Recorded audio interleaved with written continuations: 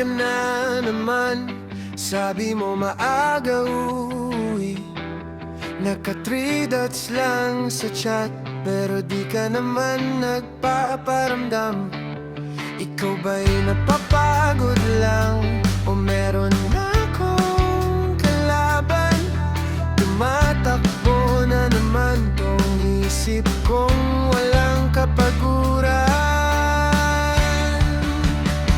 Tamang hinala lang ba to?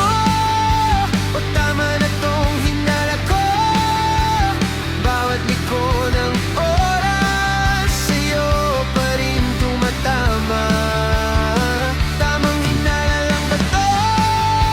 Ako na sobrang praning lang sa'yo. Di ko alam kung ano ba talaga tayo.